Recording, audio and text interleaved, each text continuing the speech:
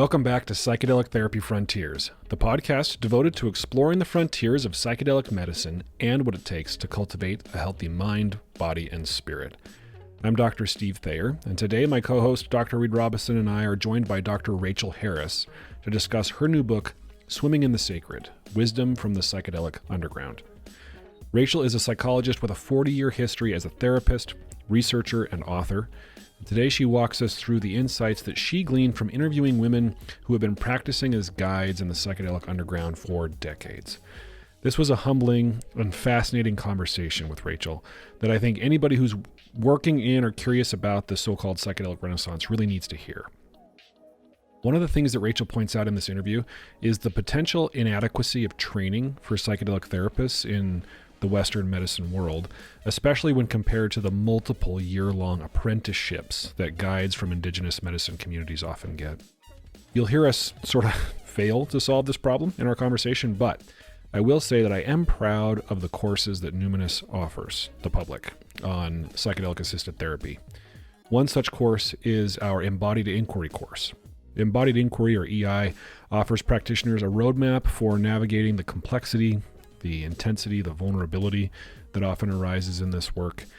EI is derived from mindfulness, somatic therapy, and trauma-sensitive approaches, and is designed to support safe, therapeutic, and transformative experiences for clients exploring psychedelic healing. So if you're curious and you want to learn more, you can go to the link in our show notes or directly to numinus.com/hour-training-selection and use the code PTF10 for 10% off.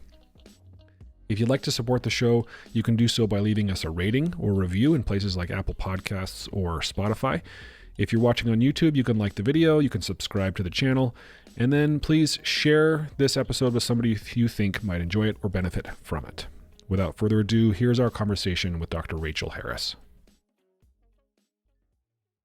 Welcome back to Psychedelic Therapy Frontiers, everybody. Reid and I are super grateful to have Dr. Rachel Harris on the show today. Rachel, would you introduce yourself to our audience, please? Oh, well, thanks, guys. I don't usually get to do that. So I'm a psychologist. I'm retired now, so I'm not seeing patients, but I've been writing. And the latest book is Swimming in the Sacred: Wisdom from the Psychedelic Underground.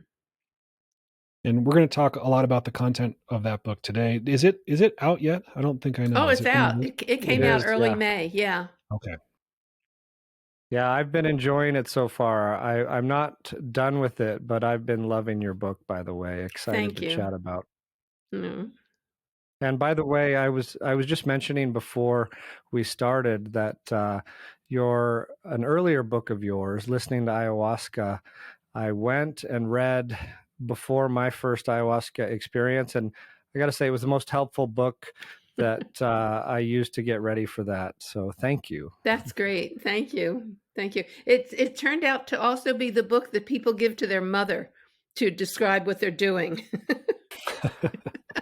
which wasn't exactly what I had planned, but I thought, well, that's a good use of it. That's interesting. So not what you had planned. Why do you think that tends to be the move for people? I guess it sort of legitimizes what they're doing. Mm-hmm. And it calms their mother down. That's what I imagine. I don't really know. I like that. That question of legitimacy is a big one, right? And you I think address it in Swimming in the Sacred. There's a lot of different ways that people have in the past and are currently trying to approach healing, exploring personal development, spiritual development through the use of psychedelic tools. Why Swimming in the Sacred? Why write this book? Well, it really came out of relationships. And after the ayahuasca book came out, I met a number of the women who have been working underground. And as is my wont, I was asking a lot of questions, and it just kind of grew from those initial relationships. And it just sort of happened that they were willing to talk to me. I think we had been in some of the same places during the 60s in the San Francisco Bay Area, and they trusted me because of the ayahuasca book. But I'm the first person they've spoken to about their underground work. So they had a real vow of silence, and they were willing to talk to me. And for instance, I never, I never asked to record anything. I just took notes in school notebooks, and I just thought that would be too intrusive to have recordings of them talking about their lifetime of illegal activity.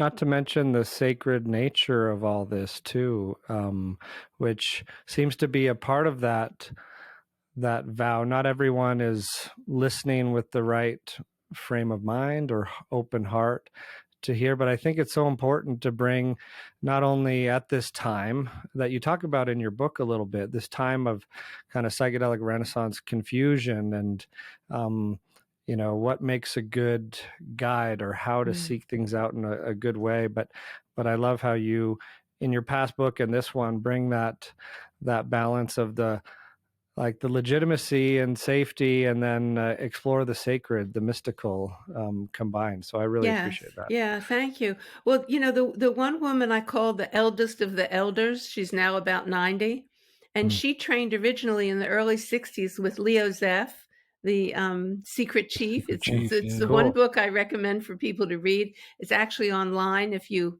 Google The Secret Chief Revealed, I think you can get the whole 100 pages of the book on maps. And she, this now 90 years old, she says, even if these medicines become legal, I would continue to work underground because that's where the sacred container is. So, and I think there's a tradition for working underground and having it be secret. The mysteries were all a secret at Eleusis. I think there's an old tradition for this.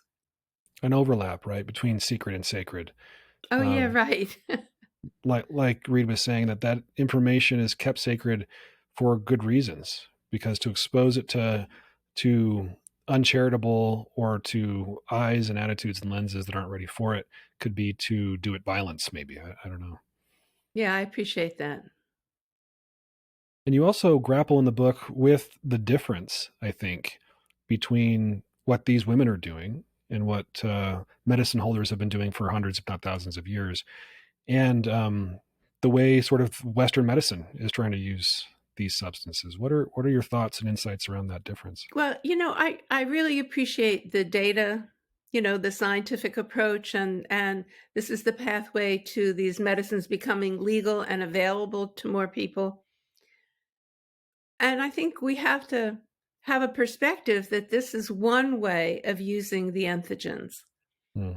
But it's just one way, and that there are other ways. And so I tried not to bash the research approach too much, but I just don't want the medicalization to dominate the whole array of how do we find a way to use a wise way to use these medicines in our Western culture, where we don't have the centuries of tradition. So we need to develop a whole other way that wouldn't stop the research, of course, but would just be an alternative. Yeah, that resonates, because Steve and I, in our roles at Numinus, are training and overseeing therapists and prescribers in psychedelic therapies like ketamine. And then on the clinical trials, we work on studies with LSD, psilocybin. And maybe I can read a little small snippet from your book, if you don't mind, that talks about this, because I wanted to ask you about it as well. If you don't mind being quoted of yourself to yourself. I've forgotten the book completely already. So. There's a part that says, sitting as a guide and providing supportive psychotherapy are two different functions, requiring two different sets of skills. Expertise in both these functions is a lot to ask as a professional requirement. The continuity in the therapeutic alliance from intention to integration is valuable and distinctive from the quality of presence and experience needed in a sitter. Might be helpful in the training of the new cohort of psychedelic therapists to clarify what's needed for each of these two different roles and functions. So I'll just leave it there, but that struck a chord in me, because I've been trying to put my finger on this distinction. And I was wondering, do you think it's reasonable to aim for that, given that in the path to legalization, the studies do have Steve and I and our colleagues doing both of those roles, like the preparation with building a relationship, sitting on dosing day, integrating the day after, the week after, etc. And I agree that a lot's required, but is it doable in your opinion? Well, you're doing it. Lots of people are doing it, but I think it's certainly worth talking about. These are different roles. I mean, I really value the therapeutic continuity. I think that's really a real asset. And these are very different roles. So I think at the very least, you should know that you're in a different role in those different situations. And this isn't generally taught. I haven't heard anyone else talk about this. You know, some of it came out of, I made a mistake when I started interviewing these women because I thought they were all therapists.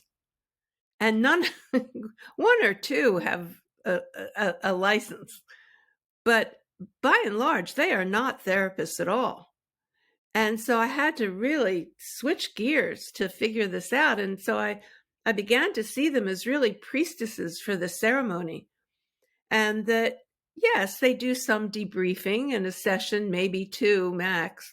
But if you want to come in and see them in an ongoing way, it's forget about it. They don't do therapy. They would refer you to a therapist who's simpatico, who knows the territory. So they're very clear about their role. But in the so-called Renaissance, we've blended these without any clarity. So at the very least, I think we should have clarity. I think it is asking a lot. The skills are so different. I mean, you know, when you're sitting there during a dosing session, a ceremony, you really don't want your therapy brain interfering. So I would imagine you yourself are in a different state of consciousness, a different modality maybe. So I think we just should all be talking about this more. Is that what you mean by swimming in the sacred? There was a passage that also stood out to me of the women who you write about are able to shift easily between states of consciousness and receive guidance from like the unseen world. And yeah, they're very fluid. Is this an example of it? Like be able to go into that right state of consciousness, ideally for the dosing, and get out of the way of the medicine, and then in another session, kind of more gently guide them towards some therapeutic applications? I don't think these women could do the therapy role.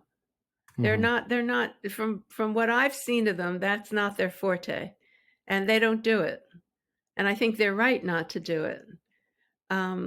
But they are experts at knowing the territory and knowing themselves in all these different territories. And because they've worked on themselves using all these medicines, they know how to keep themselves out of it. So they're much more able to take you where they've been. You know, you don't remember this from the 60s, obviously, unless you're reincarnated somehow.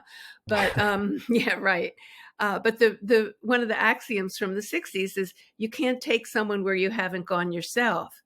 And so the women are living examples of that old saying, because they've done their own healing work on these entheogens at all different dosages. And so they have a good sense of the territory, and they're much better at being able to intuit into where the person is, because there aren't many clues. The person is maybe under a blanket, earphones, eye shades. It's not like you're seeing a lot that you would see in a therapy session sitting across from someone. So they're very intuitive. They sort of can know in their bones, and there's this sense of fluidity between their state and the client's state. I remember you saying in the book that was a bit perplexing to you, that, you know, you didn't, this idea of communicating with the spirit of the plants in this unseen world, or the fact that they knew these things in their bones as a product of their experience in these worlds, felt foreign to you. Like I think you shared in the book that you don't share that confidence in your own experience of yourself. They have real certainty. They feel it in their bones. I ask too many questions. And I think, lo and behold, I think like a psychologist. So Hmm. I'm not able to go into that realm that they are, that they really can embody and are in that energetic frame. I don't live there. They're quite different. Mhm. The title comes from Maria Sabina, the Mexican curandera who worked with her little saints, the magic mushrooms. And she would sing during the ceremonies, and she sang, "I am a woman who swims in the sacred." Uh, So mm, there is this permeability. And, psychologically, the best way we have to measure this psychological variable is the intelligent absorption scale, which I think mm. is worth looking at. It's a paper and pencil scale, computer scale. And it's a measure of hypnotizability. So they're measuring that personality variable that allows you to be easily hypnotized. So easily slip into an altered state. Um, Yeah, I really related to you when you were describing that in the book because I feel like I'm the same way. And maybe it is a product of being a Western trained psychologist or a product of the variables that led me to that or that profession. But led you to that, yes. yeah, I have a critical mind, and it's hard for me to trust what I'm even experiencing in my own mind and body, but what other people are experiencing in theirs. And I'm guilty of often relegating those experiences to the woo woo, to the numinous, to the things I can't quantify and understand. And Oh, sometimes I'm a bit envious of people who like these women you interviewed who possess a level of confidence in what absolutely. would be difficult for the conscious mind to explain, right? Yes, yes. We're trained to be materialists. Yeah, I've been gradually moving in that direction. But, personally, these women are able to stay grounded and strong and have faith in themselves in some of the weirdest, most frightening situations. Hmm. I'm not able to do that. I get scared out of my mind. So it's like, Mm. oh my God, what's happening? Never happens to me in a therapy session. I'm Right. I'm wending my way. But where these women travel, it's a very scary territory, I think. And they don't see it that way. Yeah, So and one thing oh, go ahead. well, I was going to say, I would say to them, you are really spiritual warriors. And, I think Yeah. they're very brave. And they would say, well, no, this is just what we do. But we think you're brave. You're going to write this book. And I'm like, I know how to write a book. I sit at my computer long enough. So, it's just, we're very different. Yeah, I love how you summarized it in the book that these women are intrepid explorers with the required discipline and strength to stay on that steep and sometimes treacherous path for a lifetime. And They it makes are. me, yeah, and there are so many people who one day say, I want to be a shaman guide and start doing ceremonies in their basement. And it really highlights God. the danger of that. Yes. Thank you. You know, you want to be a shaman? Go live in the jungle for 7 years. Or as one of Right. my women described, she was there and she said, at one point I was just sleeping on the jungle floor. And I'm like, but the bugs. She said, oh, I was covered in chiggers. She's a tough cookie. She was in the jungle for a long time. And when her shaman, she was with a Shipipo shaman, and the shaman said, after I think 6 years, he said, "You're ready to sing." And she said, "No, I'm not." And she Mm. sat right next to him in the ceremonies, and he sang, and she sang a nanosecond right behind him because she knew the songs, but she wasn't ready to be independent. And so she was just a smidgen behind him. And then they could talk about what they're seeing in the client and what they're seeing the songs or the Icaros are doing, what's happening. And after about a year of this, she started to sing on her own.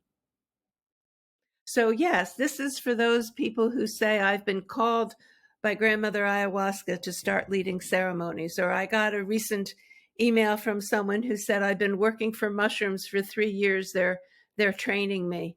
And I'm like, you know, I'm also trained in brain surgery. You want to be my first client?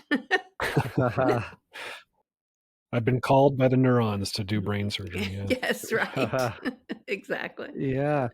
When I first encountered ayahuasca and experienced it and volunteered as a therapist and medical support at a ceremony, I was really struck by the distinction. There was the medicine team, and the term that we often take claim of in the Western world, but the medicine team was from the jungle who brought the ayahuasca, and we would never dream of touching the medicine. We wouldn't pour it, and No. we were supporting them. I was on puke bucket patrol. I was going to during ask. ceremonies. That's what it sounded like, bucket retrieval. Or Yeah. I had a scorpion blacklight flashlight to help keep the scorpions away or something like that. Well, But that's valuable. but then, we would step into our roles in the days or weeks that followed and do some groups and things. But it was really, it really felt like an appropriate teamwork and Yes. something that's gotten so forgotten or blurred that I think you articulate really well in the book. Yes, really blurred. Yeah, and it's a whole different way of thinking. The shamans, the people doing the ceremonies think in a whole different way. Which when I'm trying to be reflective and humble makes me a little concerned and skeptical about the successful integration of these tools into the Western sort of medicine world. I remember I was at the MAPS training for MDMA assisted therapy, and I was talking to Bruce Poulter and Marcella Odalora about what's felt like a really high bar for therapists to be able to do this work for a lot of the reasons that you're describing. Mm-hmm. I remember in the book you talking about the I think the words were dedication, discipline, and deprivation. Yeah. That the things that the commitment that these medicine holders had to enter into in order to get, and like the story you just shared, 7 years or so before they felt competent and confident to hold space for people in these altered states. We don't want to be too hasty, but we also maybe need to be creative. That we have a different kind of existence in the Western world with problems perhaps caused by our existence in the Western world that could benefit from these psychedelic tools. And if the bar is so high for guides and therapists, then we might not be able to have the supply to meet the demand. I'm not sure. I know. It's going to go forward no matter what anyway. I mean, I think in Oregon, the requirement is a high school education to take the online training and then be able to sit with mushrooms. And so here's what I say to myself when I can't sleep at night, worrying about how things are going to go. And that is that if you want to go to a private therapist, there's a whole array of different people you can choose from, different approaches, different skill sets, different capacities, different safeties, different gifts. And so you want to be selective. And I think it's going to be the same thing with people sitting in ceremonies and doing psychedelic therapy. It's going to be a smorgasbord of options. And so take your time and choose carefully. Yeah, it's an excellent point. Your point about Oregon is also a point about the training of these and preparation of these people, the therapists, the guides. In your book, you talk about the difference between what you're seeing in the training programs for psychedelic assisted therapists in the Western world versus the apprenticeship model that a lot of these women went through. What can you describe that difference for us?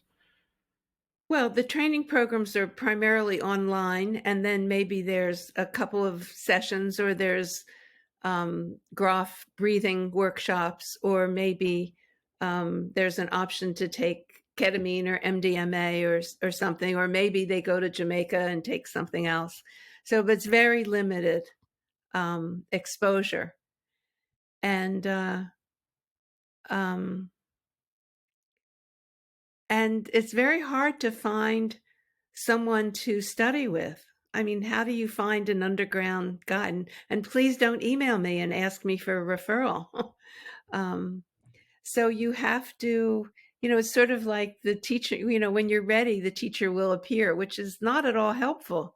So you just have to keep working on yourself and eventually find yourself in a situation where you really click with someone, and out of the work you do on yourself, you are gradually learning and developing skills to work with others.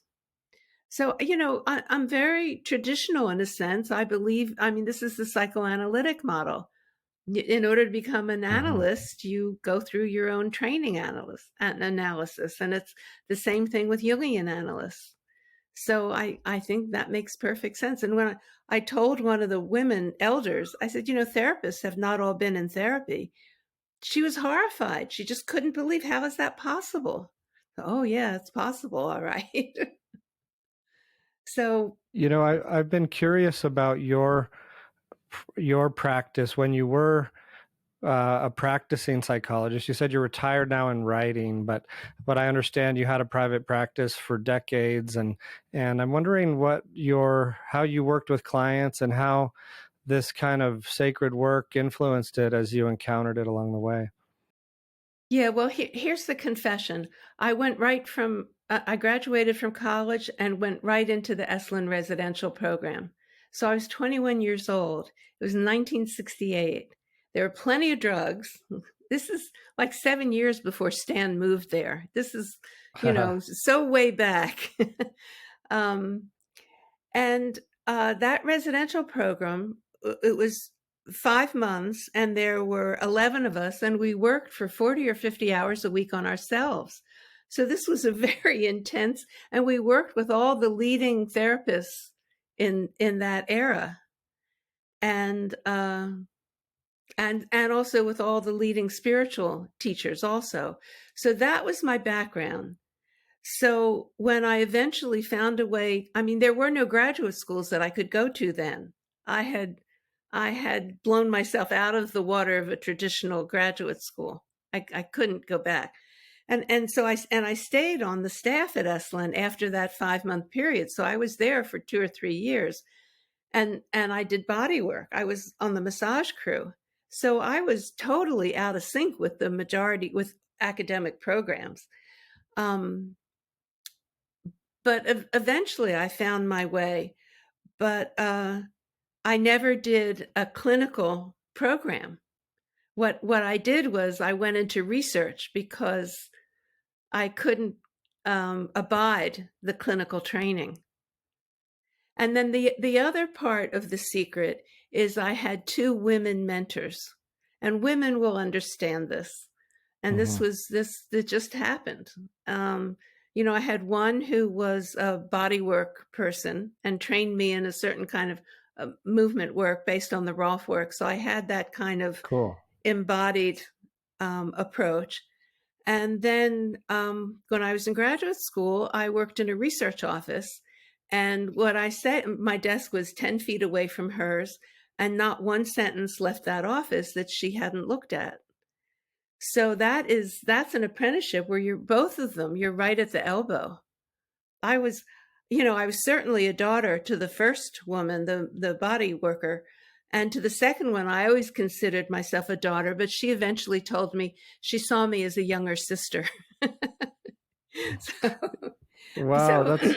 So this, and this is really what finding apprenticeships is really, from my point of view, what made my life. So it wasn't the academic training. It's kind of a lost art these days, it seems, in training programs. I know Steve and I talk about the need for good teachers and mentors at every stage, and spending a lot of time with them, walking the path at a certain depth before pretending to be able to take people along that path. Yes. And these are very intimate, kind of like family relationships. And they're my hunch is they're very karmic as well. And they're very delicate relationships because the student eventually has to become an independent practitioner, somewhat equal to the mentor. And to make that transition is very challenging. Yeah, like the lady who was asked to sing but was scared, right? Yes, right. Yeah. So I've been curious, as a little side note, that first mentor you mentioned, and the Rolfing. Is that the structural awareness that I've seen in your Yeah. bio? Yeah. And I'm wondering if you Yeah. could speak about that a little bit. I've been so intrigued by your background in the body-based practices and embodiment, and maybe what is structural awareness, or what is Right. Rolfing for our listeners? Such a Oh, cool God. word. Well, it's the body work that Ida Rolf developed, and she never revealed, she's long gone now, and she never revealed how she developed this approach. But it was basically a very deep connective tissue massage designed to improve posture. And so I worked with Dorothy Nolte, and she was kind of like number two to Ida during the 50s and most of the 60s. And here's how it really happened. The guy who was running the Esalen residential program was a newly trained Rolfer. Now, he was a psychologist who had done one of the first dissertations on meditation. So he was really a meditator. And I didn't like what he was doing when he did sessions on me. It was way too painful, and I didn't really perceive any value in it. And so we had a big fight. And during a session, he walked out of the room and said something elegant like, "You can fucking Rolf yourself." That was the, I was 21 years old. What did I know? But I knew this didn't feel right. And so then after he calmed down, we were all living at Esalen at Big Sur, and he referred me to Dorothy Nolte, who was living in Southern California. And so I made the trip. I mean, it's like a 6 or 8 hour drive. I'm still terrified to drive in LA. And, I felt like, oh, she really knows what she's doing. This is a whole different thing. And so that's where so she did Rolf work on me for my whole life, basically, until she died. So so then Ida had given Dorothy these exercises that she had learned, and she never revealed the source of them. And she gave them to Dorothy and said, you do something with them. And so Dorothy gave these exercises to me, and we developed this. It's really an educational approach to working within your own body in terms of your own postural alignment. And, but what happened was I fell in love with research, and so I didn't develop a kingdom of training other structural awareness practitioners. So I've come to sort of accept that this happens sometimes, is that sometimes things are not passed on. So, but Dorothy was okay with that, which is interesting in terms of a mentor. She didn't have a need for me to, pass on this whole system. Yeah, and you mentioned the difference between the body work received from the man and then from Dorothy. Yeah.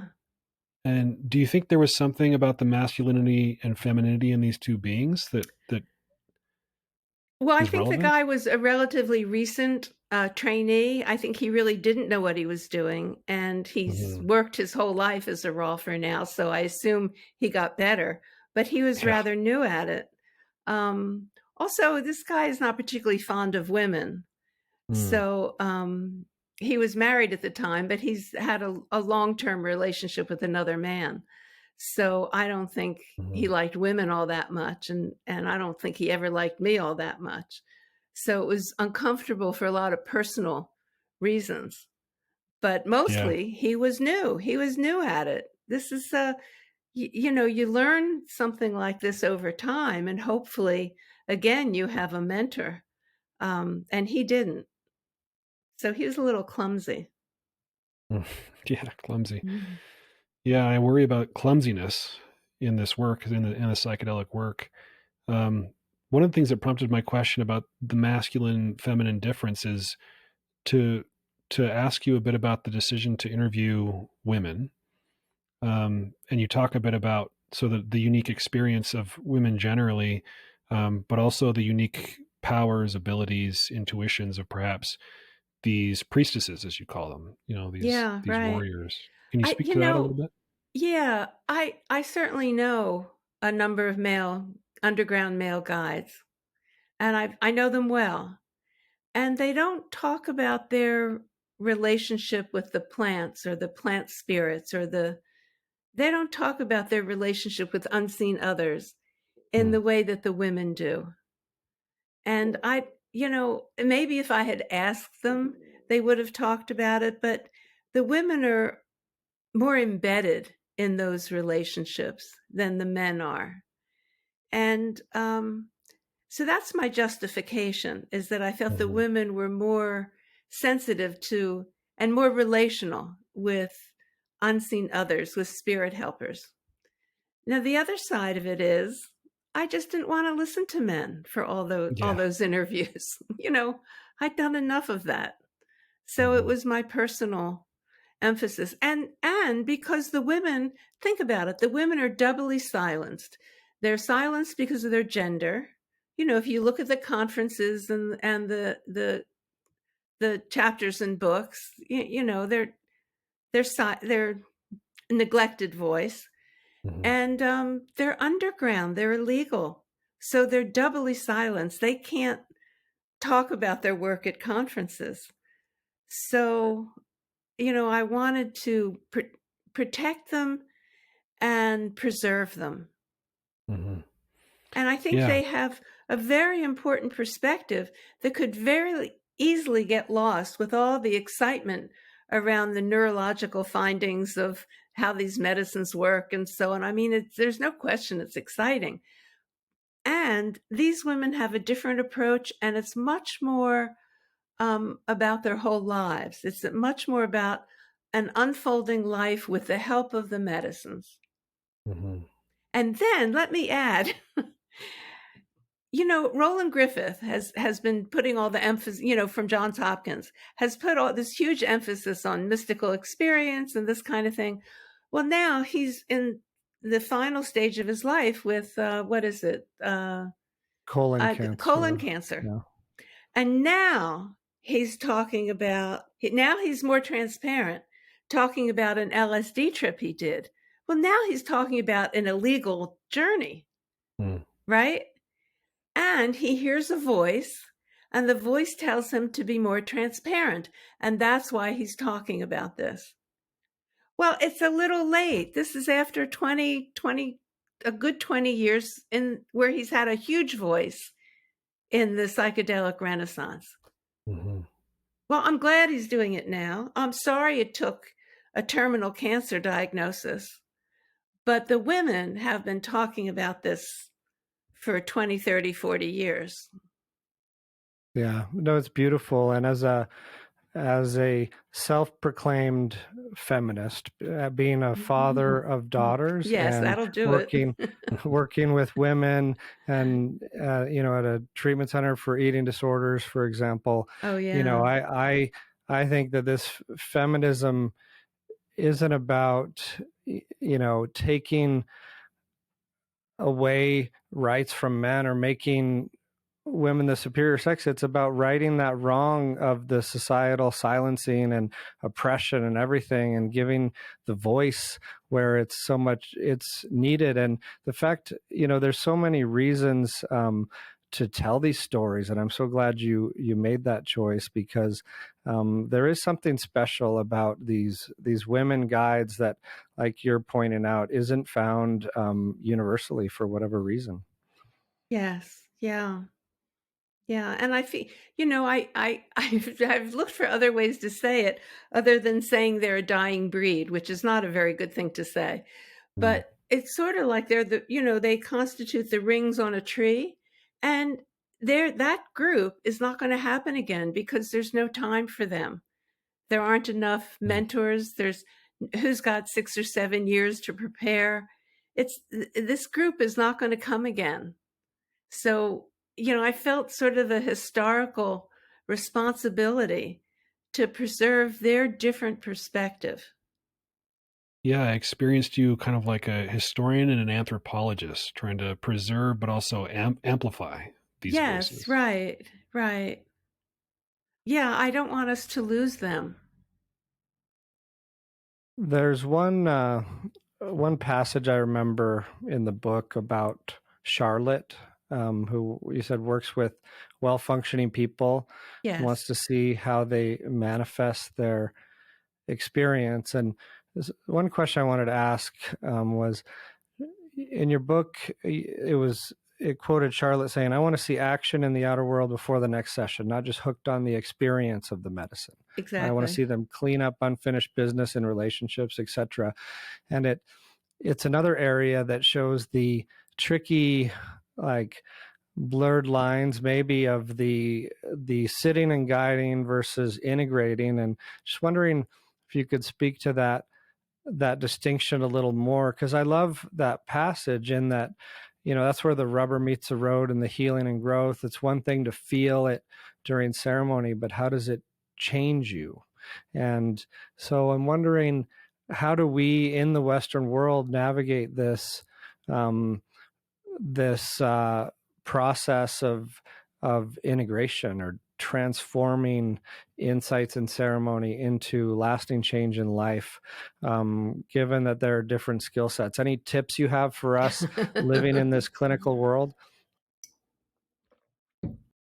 Well, I wrote a chapter in the book, Psychedelics and Psychotherapy. And that's worth looking at, because I go into detail about a mistake I made that wasn't necessarily in a therapy session, but I was one of the women was telling me about a very unusual experience, and I responded inappropriately, which kind of, it was a rupture, what's called a rupture in analytical research on psychotherapy. It sort of broke the process that we were in. And I realized it right away, and I corrected it. And then she sort of picked up where she was going. And it was this very exotic story. It's in the book about a jaguar. And I talk about that mistake I made in that book on psychedelics and psychotherapy. And, we don't have to be perfect, but we do have to repair immediately. And the most important thing is that we we preserve the space for numinous experiences. And that's what she was sharing with me. And I asked a stupid technical question, and that broke that sacred moment. And so it's really how to recognize different levels and where different parts of a story come from. So I can give a more explicit example, maybe, is that a friend of mine just did an LSD trip. I don't have anything to do with this trip. He's just telling me about it. So this is not even therapy. This is just a friend sending me an email. And in the email, he talks about the work he did on his mother. Okay, we know that's about therapy, right? The mother, his specific mother. And then he talks about this feminine presence comes into him. Well, these are both feminine figures in his life. These are completely different realms. So they should not be collapsed. They should not be treated the same way. And the feminine presence coming into him, becoming embodied in his body, I mean, that's a whole other realm. And where does that go? That's something that Jung would call it a big dream, if it were a dream. In other words, it has energy of its own that will continue to unfold. The work with his mother is standard childhood work. That's, he's like, I called him over socialized. Here's a kid who was just too polite, so he was sort of squashed by social, modalities. His mother just squashed him to be, a good kid.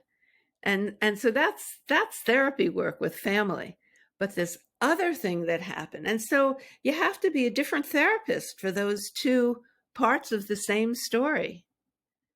So the biggest thing I say to therapists is to be able to recognize where the pieces of the story are coming from in the psyche. And so that means you have to have a lot of numinous, sacred experiences yourself to recognize that energy. And it helps to do a lot of drugs. Yeah, I was going to say, this is something that comes up all the time in training spaces where people will ask the question, like, in order to work with these compounds, do I need to have my own psychedelic experiences? And understandably, those of us with licenses and titles and positions and companies and things are very cautious in the ways that we answer those questions because I know, I'm old and retired. I'll say anything. because Yeah. most of these medicines are still illegal. Right. But like when you're having the private conversations or Mm-hmm. like even the not so private conversation that we're having right now, most people will say, of course, hearkening back to what you said earlier, like how do you walk somebody in forests you've never visited or in territory you have no experience of? That's a lovely way to put it. You mentioned Carl Jung, and it reminded me of something I wanted to ask you about in the book when you talk about his little known female guide who was so important in his journey that even the family tried to not have published in his memoir. And They didn't try. They accomplished it. She's not mentioned. This is Toni Wolff. She's not mentioned in his memoir. They took it out. Wow. Well, she was the other woman. So, I mean, I can appreciate it. But, I mean, she really was the other woman. And she was a student of Jung's, and she was the guide for his deep psychotic dive into his unconscious that went on for 5 or 7 years. He could have been lost without her. That's how important she was. Oh, that's fascinating. So was she a friend and a acquaintance? Well, she was a patient, I think, and then he referred her out. She was a lover. She was part of the family. I mean, it was a mess. I don't know how he managed it, but not all that well because, after he died, they really cut her out completely, the remaining family. But he talks about they almost had a folie à deux where some of his images from his deep dive, they would arise in her dreams. I mean, you get a sense of the blending of each of their unconscious material was merging and blending. And you get a sense of that permeability and that fluidity, not just of one person's states of consciousness, but of two people working in these different realms and how it merged in different ways. So it was it's I wish we knew more. I wish it was available that we would know more. I mean, if she had kept notes or something, but I don't think she did. Yeah. No, I found that really fascinating. And it brings up another question of the role of medicines here, because Carl Jung was one who, we assume didn't take or need medicine to go into those territories. Right. And I'm wondering if you find that the case. Are people turning too quickly towards these medicines? Is in the Western world, is there more of a judicious, cautious, conservative use called for? And, can you go there without? Oh, but I think that's well established. People can go there without the medicines in lots of different ways. But the psychological variable I would like us to pay more attention to is it's the quality of the absorption. It's the Telegin absorption scale. This is worth looking up. And this is a psychological measure of hypnotizability. So it actually measures that personality trait that allows for a fluid shift in consciousness. And those people are more easily hypnotizable. So like one of the questions is, when you go to the movie theater, do you sort of forget you're in a theater and kind of feel like you're in the movie? That's, are you absorbed into the movie? So that's one of the personality traits that the women have strongly. And I have it strongly too. And I think this, and this is a hypothesis, it's not been tested, is that the stronger you score on the absorption scale, the less medicine you need. because you can move easily. You easily move into altered states. And we're not looking at that yet. Yeah. I was going to ask, like, it makes me wonder if people who maybe score low on that construct, so you're saying maybe they need more medicine, but maybe they're also more prone to so-called bad trips because of resistance or That I don't know. That's a good question. fun research question. I don't know. Yeah, I don't know. But I can tell you, I also realized, well, I'd never done a ketamine trip. Somewhere during these couple of years process of writing the book, I thought, oh, I should go do a ketamine trip. So I went to a clinic where I have friends, and so a doctor and a therapist sat with me. And I had a lozenge, that you hold in your mouth. Is that what it's called? Is there another term for it? It was, anyway, 10 minutes. Yeah. And then, then I laid back down. And then an hour later, the doctor says, you have a choice. You can go longer and deeper, and I'll give you a shot. So given my background, I went for the shot, right? You could predict me. I would do that. And then, 4 hours later, we're talking about the experience. And I said to her, you didn't overdose me. Everybody else overdoses me. How did you know? And she looked at me as if I was crazy. She said, well, I saw your reaction to the lozenge, to the thing that you hold in your mouth. I saw how deeply you went on that alone. So I gave you the lowest dose I've ever given anybody. And I had this fabulous journey. And I thanked her for being such a good clinician, for observing and adjusting the dosage for me. It was really a gift. Yeah, Oh, that's yeah, beautiful. yeah. Oh, I'm a cheap drunk. I get a contact high. I mean, I shifted consciousness just in conversation with these women without any medicines involved. Have you taken the intelligent absorption scale yourself? Yeah, sure. Do you know if you score high? Yeah, I do score high. It's a good scale. Cool. Yeah. So, I think what I would like us to do in terms of a big us is admit that we don't know how to use these medicines in our culture and that we're in a learning process. Just exploring, how do they work? What are they good for? How should we use them? And that how should we use them requires not just scientific information, but wisdom. And so, to me, it's a sacrilege that the research teams have not interviewed these women elders. That's one of the first things you do in a research study is you talk to the experts. And they've missed a couple of things because of that. And so if we just admit that we're in a learning process, then we can sort of be more expansive about all the different ways that these medicines can be used. Because our culture doesn't know how to contain them or hold them or work with them. We're just learning. We're a young, immature culture. And now we've got these ancient medicines. After doing your interviews, do you have any intuitions on how this young culture of ours might be able to create adequate containers to hold these medicines? I'm not a good thinker like that. I'm not very good at that.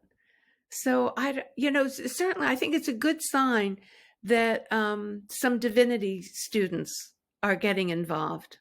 Mm-hmm. That's at Harvard Divinity School, and I think at Naropa.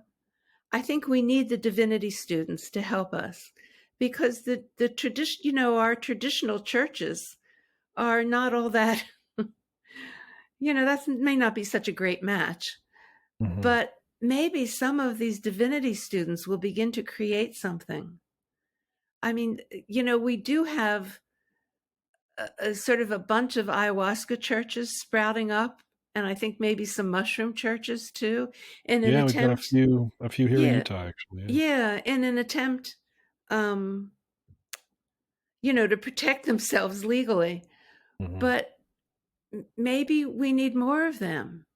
But I think we need, people really uh, need to know that they're young at this and to find mentors. So I recently got an email from a woman who has been working 3 years with mushrooms, and she's got a church and a website and no mentor and no colleague. She's alone, Hmm. and that's not good. As therapists, we had supervisors, we had peer supervision, we had colleagues we could call up. Hmm. It's not good to be alone in these responsible roles. Yeah, we also have licensing boards and continuing education, and we have a group or a community in the form of a licensing board that we're accountable to. That Yeah, if we fall outside the boundaries of healthy and ethical practice, that we can be held accountable, and that's something that yes, a lot of these underground folks, especially if they make claims that the mushrooms are their mentors and they set up shop relatively quickly, where's the recourse for people who've been harmed in those contexts? exactly. So we're going to have a lot of problems arise that we'll have to face. I mean, they're already arising Right. that we'll have to find ways to deal with. And and should I refer to someone who's licensed and at least is held in that professional structure and accountable, but who's inexperienced? Or should I refer to someone who has no license and is very experienced and has been apprenticed? Hmm. I, you know, Yeah, we have a lot of questions and not as many answers. And right. I think I also hearing you call for more curiosity and more humility as we explore how we can use, Yeah. these medicines and I like the way you described it, in our relatively young culture. Yeah. Yeah. Humility is really part of the shamanic training in Hmm. South America. And it seems to be Hmm. a bit missing up here. So we're literally bigger on inflation Hmm. than humility. So that leads to its Yeah. own problems. Yeah, that makes sense. This So is go slow and choose wisely. Right. go slow and choose wisely. I like that. That's good Yeah. advice. I wanted to ask, and this is a tangent, but about the Eleusinian priestesses and these visionary or dream incubation journeys. If you could describe what those were like, I don't know if, whatever. if any of us know. I mean, I think they know something about what was it, the kikion, the wine mixed with herbs that they drank. I think it had the LSD wheat in it, something that, so obviously I'm not an expert on this, but I don't think we know what really went on. And it went on for, I think, 2,500, 3,000 years. I don't know. I mean, and that's not the only ancient mystery school. I think they just found, uh, um, uh, a, there was a cave in an island off the coast of Spain that had some psychoactive material in the cave, and it was a burial cave. I mean, that goes back 3,000 years. So, you know, these medicines, these entheogens, have been part of different cultures in many ways, often dealing with death and dying before you die. Often they're training for death as well as helping to die, helping with the process of dying. And you know there's a lot of mystery involved. We don't really know. And also, we're already struggling with how to help people die and how to do that sacred transition. We're not very good at it. So we have a lot to learn. That's really my message.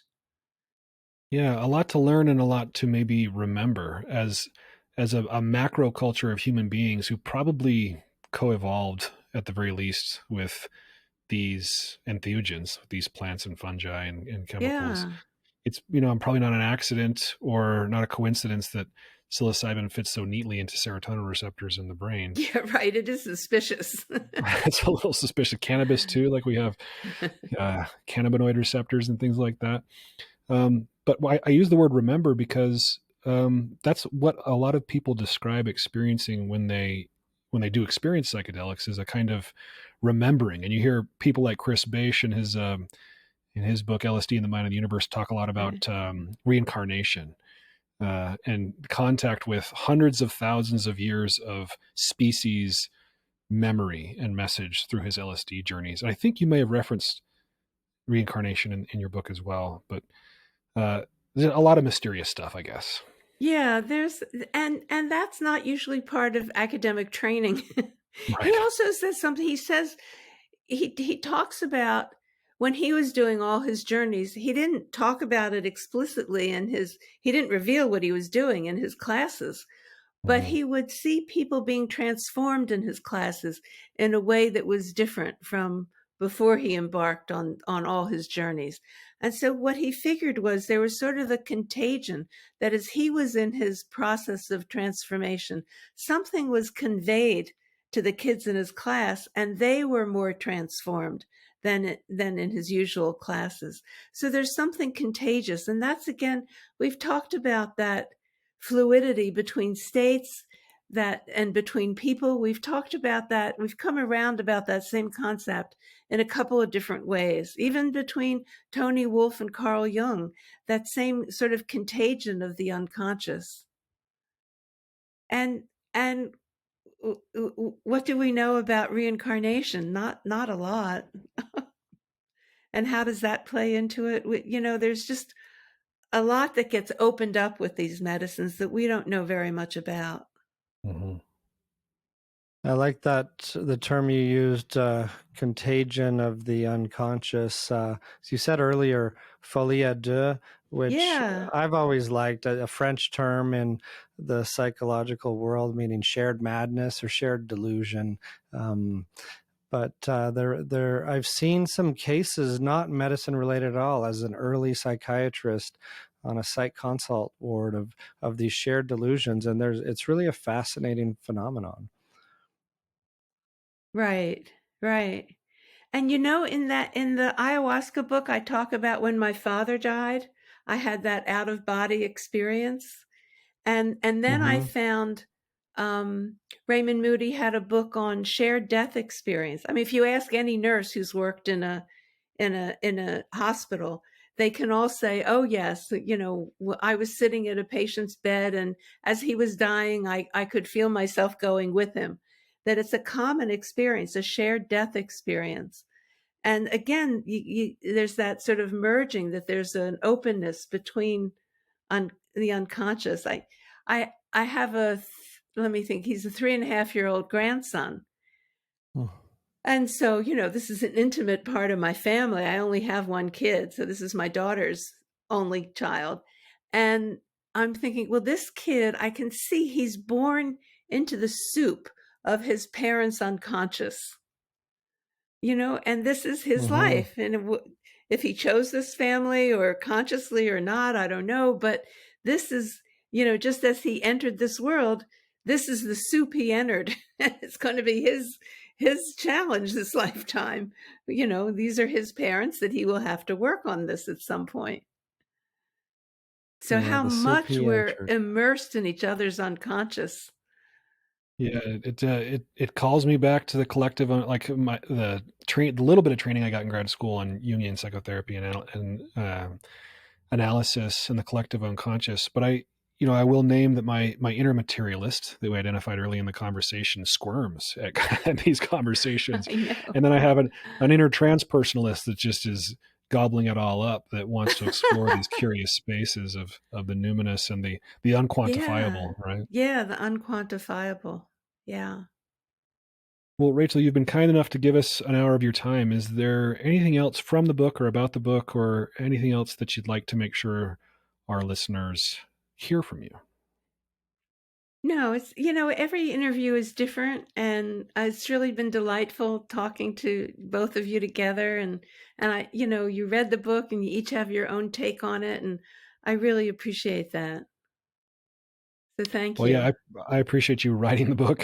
Yeah. It's and I mentioned Chris's book because it was the book I was reading, but right before I read yours, and I feel like they are building on one another quite nicely. So Oh, great. I appreciate the moment in time in which this book entered my life, and really appreciate your time with us. Thank you. Thank you so much. Thank you for your time. No, It's been an honor to chat with you. no, thank you. Well, good luck with your work. Yeah, we're gonna need it. Well, I could say the same thing about ketamine. We don't know, should you do 6 sessions in the first 2 weeks or 8 sessions or 1 a month? I mean, it's all you're learning, Right. right?